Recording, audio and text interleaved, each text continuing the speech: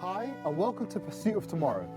Howard Thurman said, don't ask what the world needs, ask what makes you come alive and go do it. Because what the world needs is people who have come alive. Now, in the spirit of that, I've decided to invite anyone and everyone onto this platform here to help discuss the idea and how we can actively pursue tomorrow as opposed to just kind of passively receiving it. Now, before we get started, I just want to say any support to the channel would mean so much to me. So like, comment and subscribe, and without any more to say, let's get right into the episode.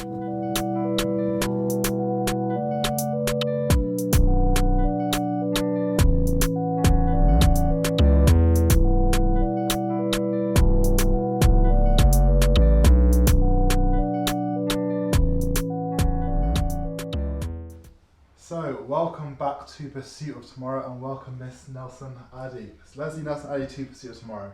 Thank you, Roel. So, thank you so much for being here, and yeah, let's get right up into it. Cool. So, before we actually get into the Pursuit of Tomorrow, I'd like to take a quick introspective look into yesterday. So I asked you to bring one or two props that bring about positive memories for you. What did you bring along? I brought along this necklace, and it's just the pendant is just a straight rectangle, Right. but each gem, so there are 3 gems in here that are the 3 different favourite colours of the young children that I used to look after in my Okay. year abroad in Vienna. Right. So their mum bought me this as a kind of a token of having them with me. Right. Yeah. They are now, they were 5, 7 and 9 when I worked with them, and that was about 8 years ago now, or maybe 9 years ago now. And just recently I got an email from their mum to say that one of them, the middle child, is planning to go to Oxford, and what tips do I have, and so forth. So yeah, I'd say that this brings about from fond memories. One, because of the family, so that's just me kind of describing what it meant when it was given to me. Right. But what it's meant since it was given to me is more about like family, about love, and also about the memories I have while I was at Vienna, which was quite an important time for me, particularly in terms of my career. Right. And in terms of finally making the decision that teaching is what I wanted to go into. So it kind of reflects that as well. So it's actually the thing that I've worn for all of my interviews. Wow. You know, it's that type of thing. So it's kind of, Good luck, John. in a way, although I don't believe in that, it's almost like just a defining moment, a defining Right, yeah. piece for moments in my life. Yeah, that's Okay. what I would say. Yeah, So you said 8 to 9 years ago, so was that quite early in your teaching career? I hadn't even started. I Hadn't was an even started? undergraduate student. Okay. Yeah, so it was literally at the beginning. But what I had done prior to that was loads of little kind of either voluntary or like summer school type opportunities for Right. teaching, and in those instances I was figuring out whether this was something I could do long term. Right. So working with these young children as an au pair, so I wasn't just a teacher, I was, you know, cooking for them, you know, playing with them, preparing them for bed, reading with them, that kind of thing. So and I did that for 6 months straight. So I feel like that was kind of a defining moment for me, where it's like, even though these kids aren't the age group that I want to work with, kind of the responsibility and the care that you need to take, etc. This is an example of that for me. So yeah, that's what that was. So I hadn't even graduated. Wow. So would you say that kind of going to the extremes of childcare informed the decision to, well, actually, like, kind of refine it and like become a teacher then? Yeah, definitely refined it. I think what informed it was my own education. I found that some of my teachers had a really positive impact on me, and I felt like that was an important part of my life, of my becoming, as it were.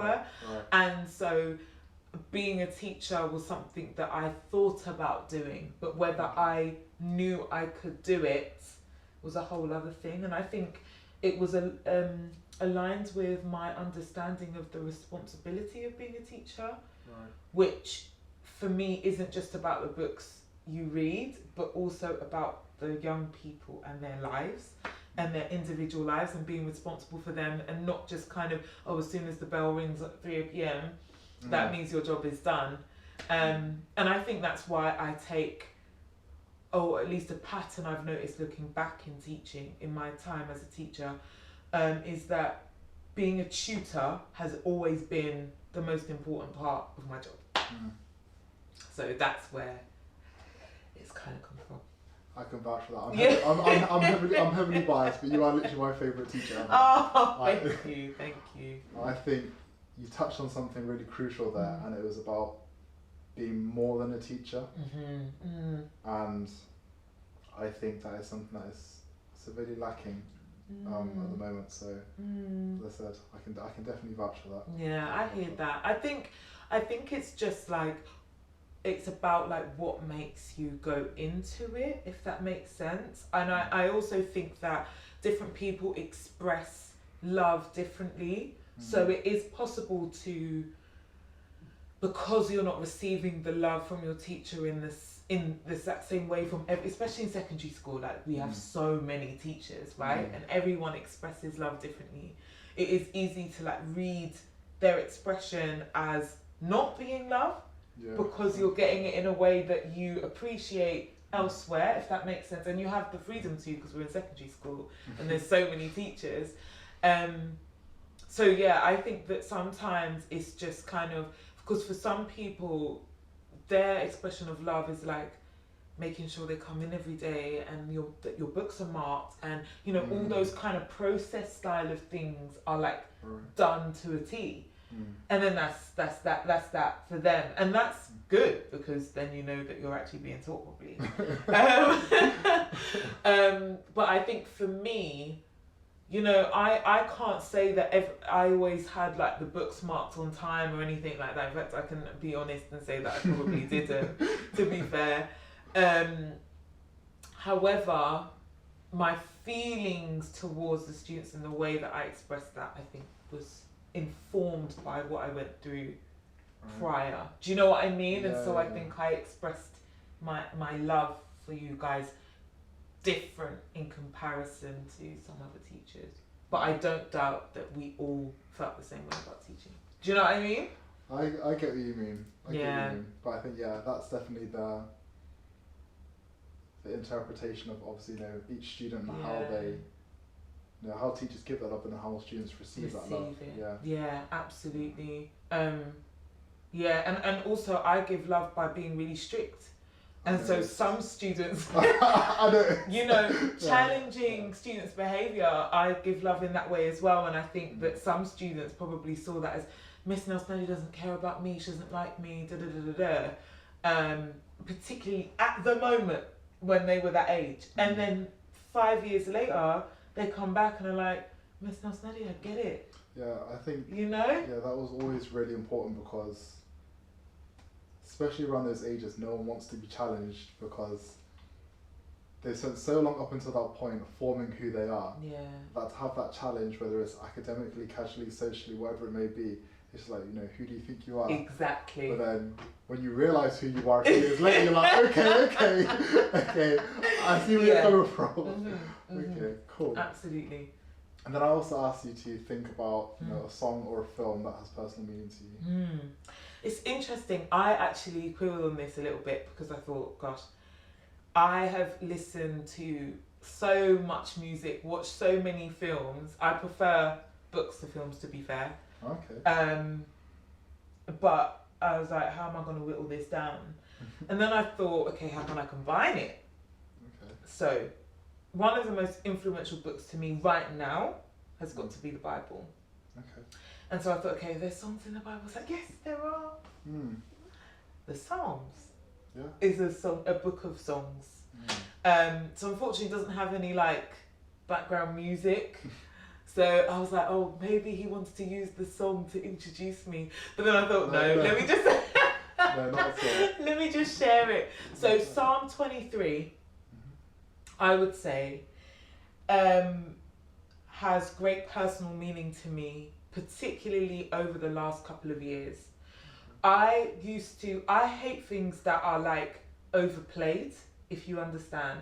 So in the same way with this with Psalm 23, I feel like it's one of those psalms that everyone talks about and says like, oh yeah, I know it. Oh yeah, that's like I've read. If you ask someone who read the Bible, they'll be like, yeah, I've read Psalm 23. Do you know what I mean? Yeah. And I don't like that. It's like I want to be obscure and be like, yeah, I've read about Amos or something. Yeah.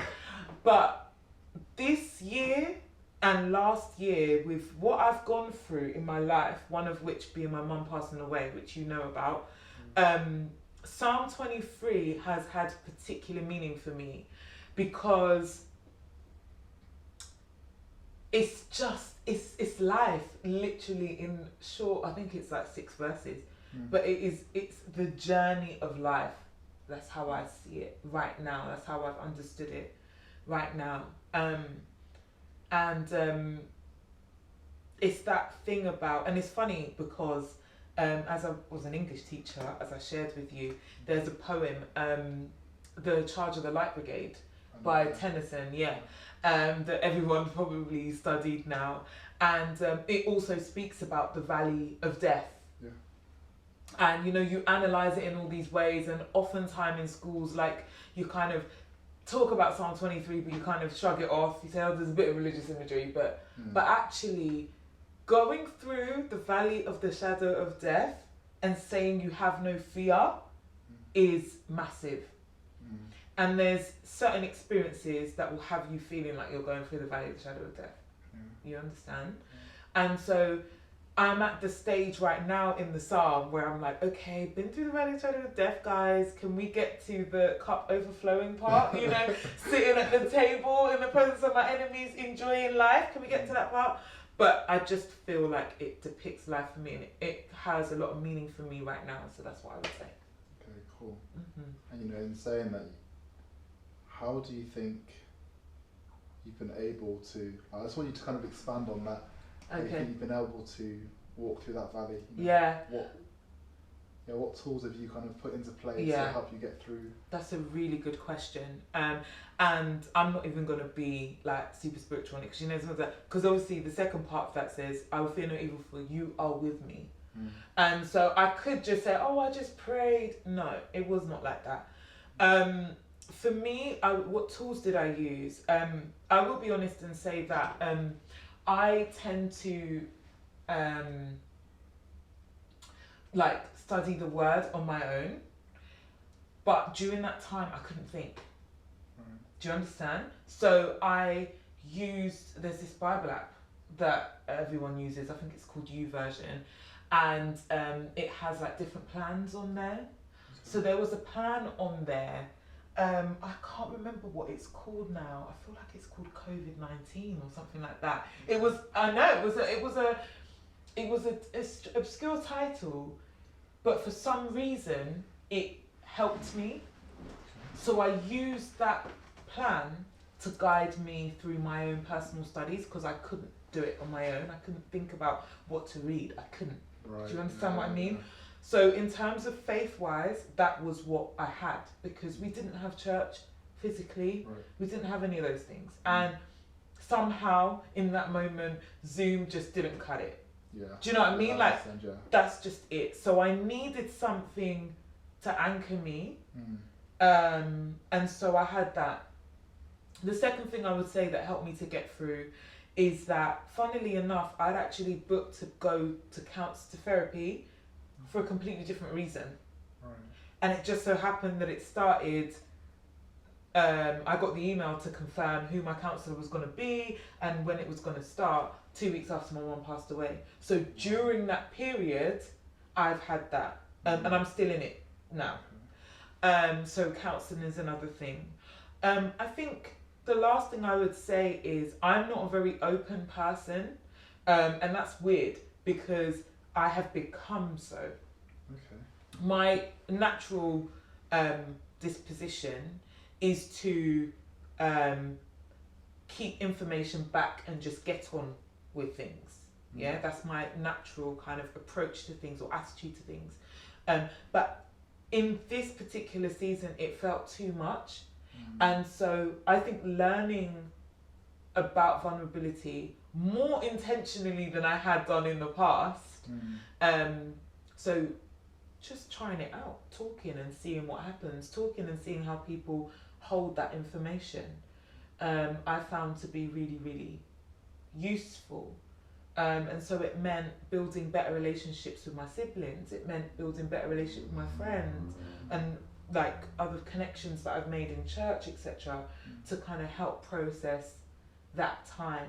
And I'd say the last thing actually is receiving people's kindness.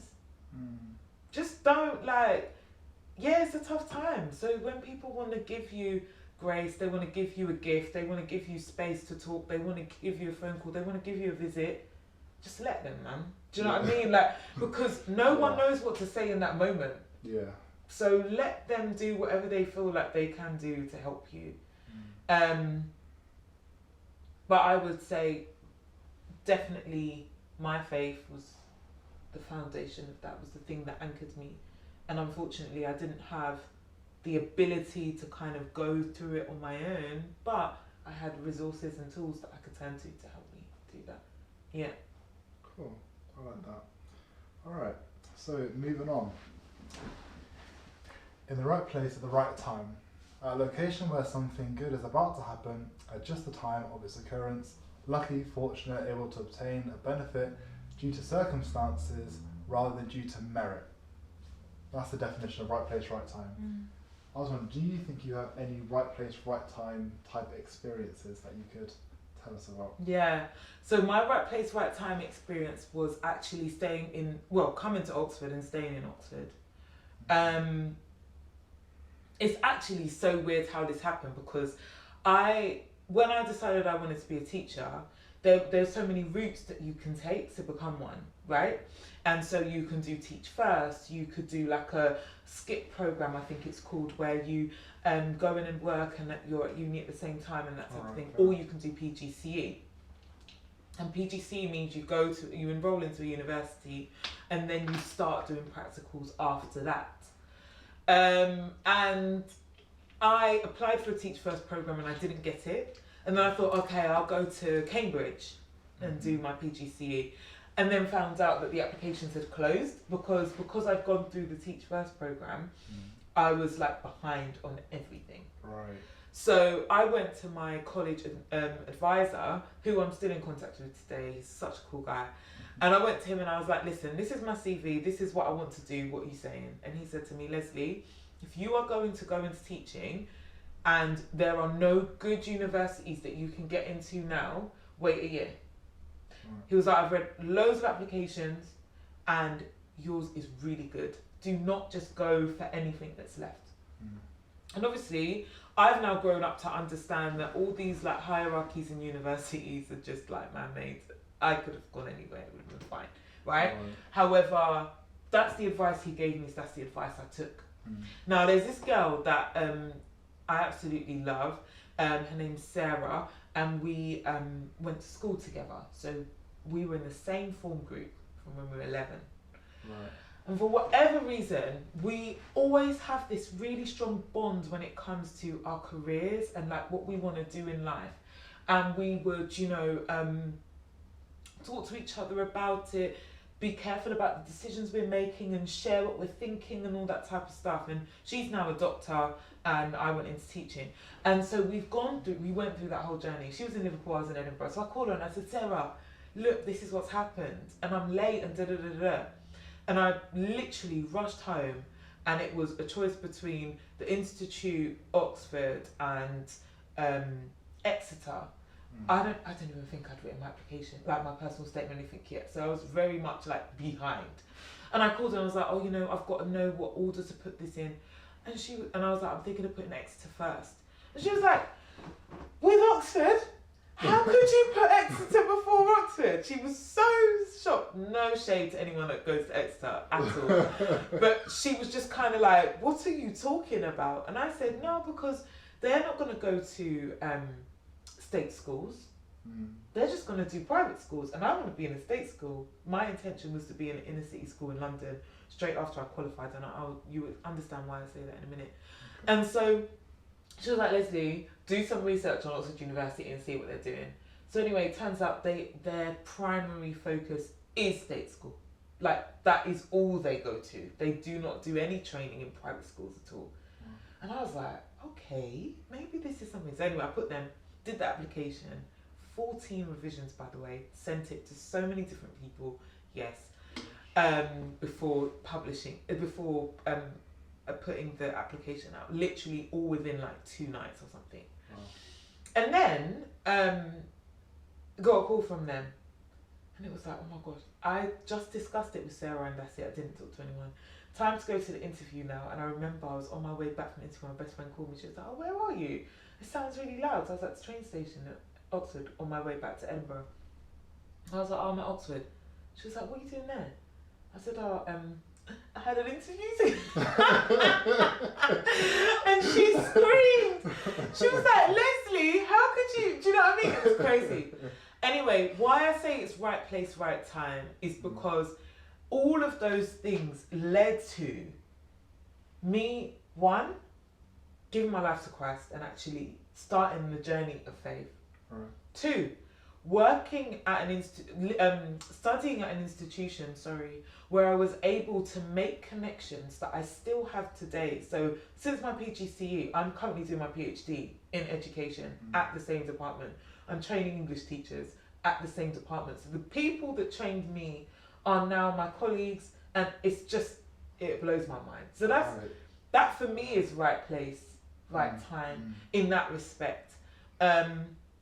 And the reason why I said the thing about going to work in an inner city school in London is because once it was time for me to apply for jobs, I actually did apply for Southgate School in London, which is just up the road from my secondary school. I was quibbling between going back to my secondary school or going to a different school, but like in my area. And the head of the English department at the time was like, no, Lesley, I really think like you should try out the Oxford Academy and see, you know, what happens there.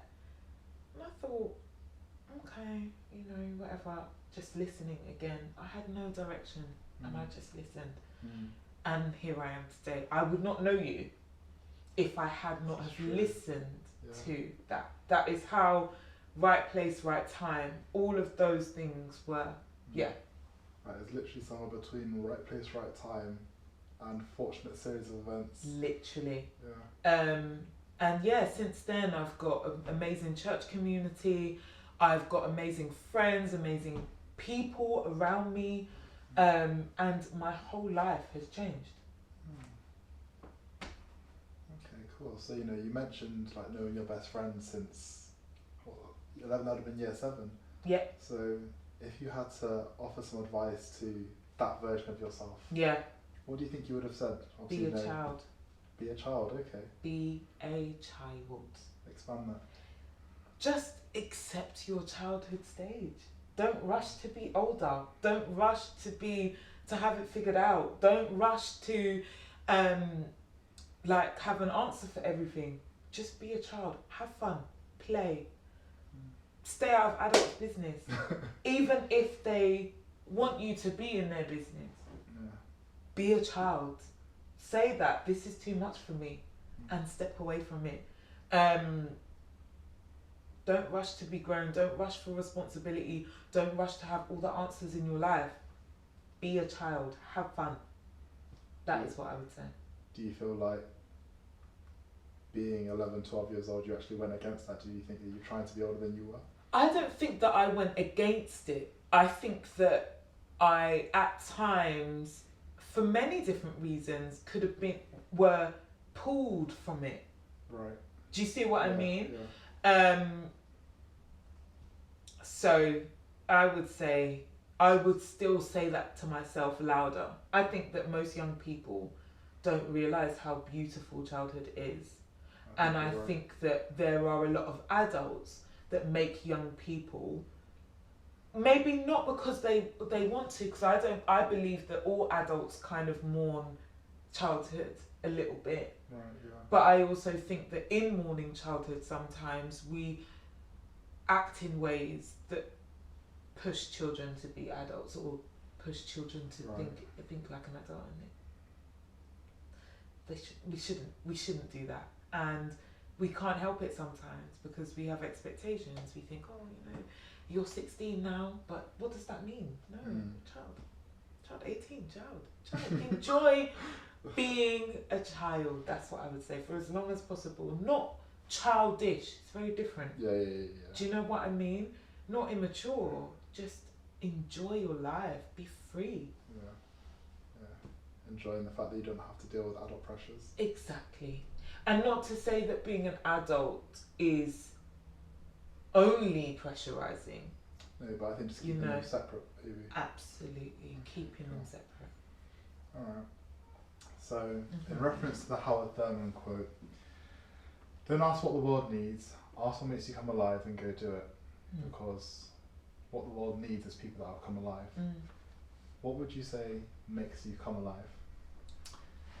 Education makes me come alive. I love learning. Right. I I love teaching. I love reading. I love writing. I love speaking. And I love the opportunities it offers to people. And education isn't just school. It isn't just uni. It is just wanting to learn and grow.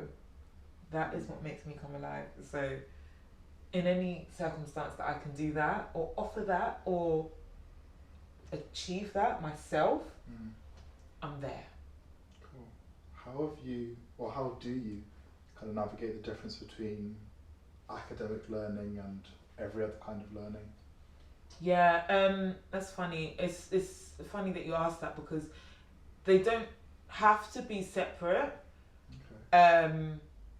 But I think that what has helped me to understand that they are is that it's not enough to just know the theories of the things that you're learning. Like, you have to actually live it as well. Do you know what I mean? Yeah, that's cool. And so I've found that my reading habits reflects that distinction, or like my researching habits reflects that distinction, in that I don't turn my nose up at learning from a YouTube video just because that's not the conventional resource that's used in academic spaces. Do you see what I mean? And I don't solely read books that are in relation to the research areas that I'm focusing on. I might read books on leadership or autobiographies, or so learning's happening all the time.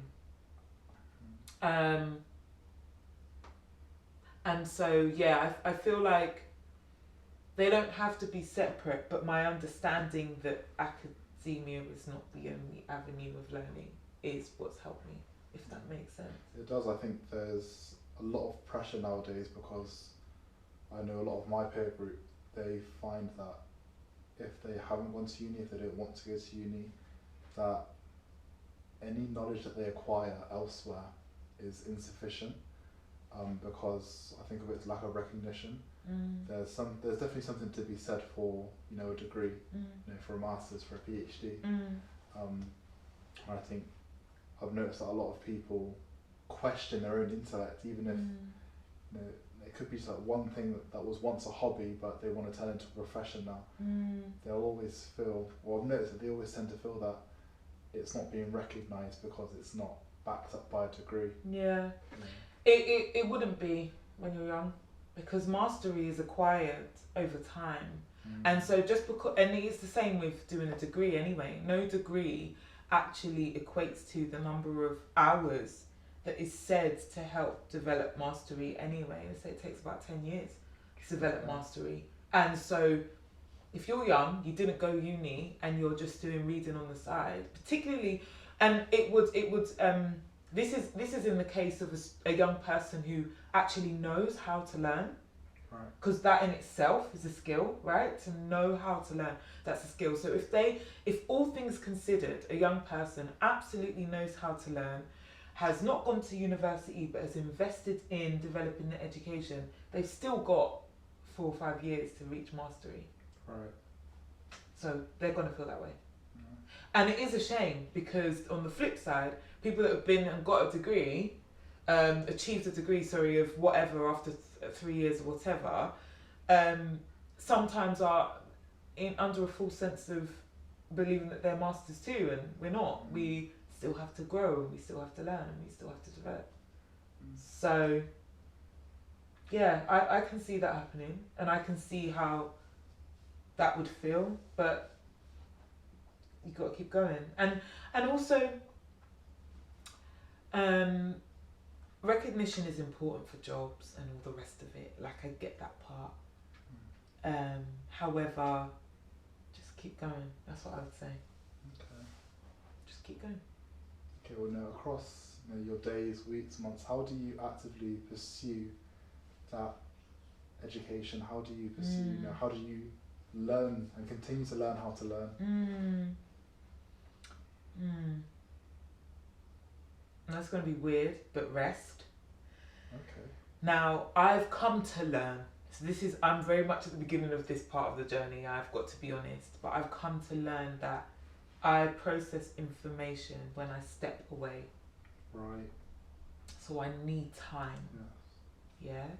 So one of the things that I do is step away from books, to help me. But it's not often because I'm still at the beginning of understanding that that's a part of my learning process. But I would say that for me it's like I've found that planning all the things that I have to do, so like having how do I put it, like a map.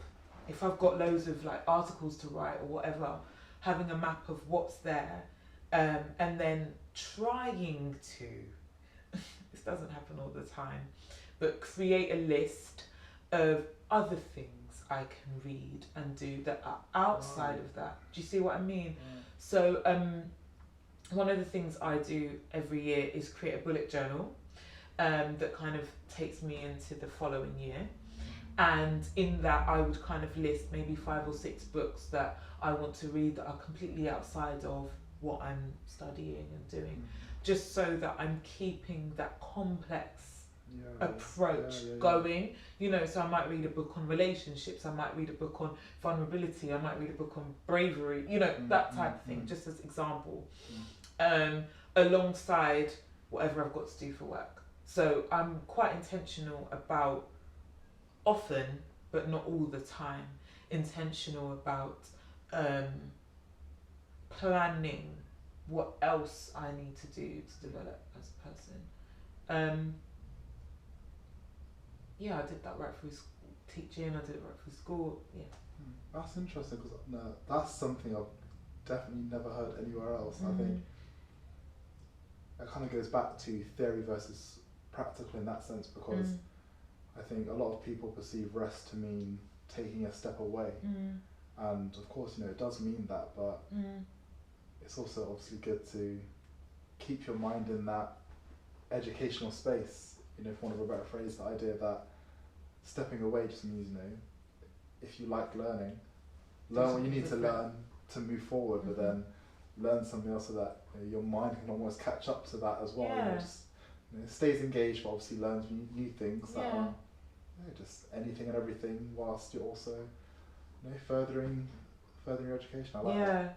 And I think as well, like, I am genuinely the kind of person that people ask me, like, what do you do for fun? And I'm like, read. And I do always feel a bit awkward saying that. I feel like I should be saying something else. And there are other things I enjoy doing, don't get me wrong. But that is something I really, really enjoy. And so, yeah. That's nice because, you know, I like that what you genuinely enjoy helps further you as well. It does. I can't lie. But of course, I won't I don't want to mistake that rest is only stepping away from what I do to do something else. Sometimes it is just sleeping, Okay. you know, Yeah. or colouring in, or designing my bullet journals, or watching a film. Do you know what I mean? And or going out with my friends, completely switching off, as it were. But yeah, that's how I keep going, days and the weeks and the months. Yeah, and then sorry, continue. I was just going to say, although this year's been quite difficult in general as a year, and so I've definitely not read as many books as I would like to have. I've not moved as fast with my work as I would like to either. I've actually taken more breaks than I think I ever have in a long time, actually. Okay. Yeah. No, I'm noticing a pattern of balance here. Yes. So, the one thing about balance is that maybe you never truly know how much something is in balance until it's off balance. Yes. So I wouldn't worry about that at all. No. It's one of those things where, like I said, once you're off balance, now part of the journey is returning to being balanced and continuing on. Mm-hmm. So, that's the journey, that's balance. There's obviously a version of you somewhere in the future that is, say, looking back on this conversation, looking back on this part of the conversation. Now, what advice do you reckon that person there, that version of you, would have for you at present? I actually enjoyed thinking about this one because, honestly, embrace who you are. Okay. Embrace where you are. Take it all in. I'm even going to say particularly, before I got to this stage I'm at, I used to try and do everything by myself. Right. But I've realised that people are around that want to give to you. They want to help you. Take it, And so now I'm very much take everything that's freely given, sis. Live your best life. Enjoy. Embrace where you are. I want to say to that person, you are where you are because of what I'm doing now. So enjoy it. Don't force it. You don't have to validate yourself. The work's been done. And what's that person saying back to you? And that person is saying back to me, thank you for developing your skill. Thank you for praying. Thank you for building good relationships with people and developing good networks. Thank you for the opportunities you took and the opportunities you didn't take. And thank you for doing things at the pace you felt worked for you. Right. I like that, because obviously you chose the question of what you might say to a 12-year-old version of yourself. So now there's this connective tissue of just gratitude in being where you are and developing in that space and embracing that space. Yeah. And I think that my future me will have more positive things to say to me now than I do to say to when I was back then. Yeah. Do you know what I mean? I do indeed, and I feel like that, even in itself, just thinking about it now, reflects growth, right? Yeah. And it's interesting because when I was 15 or 16, I wrote a letter to myself. Okay. To open on my 30th birthday, and that's next week. Right. Yeah, and I gave it to my best friend, who is going to give it back to me. Wow. And so even though what I would say to her might be really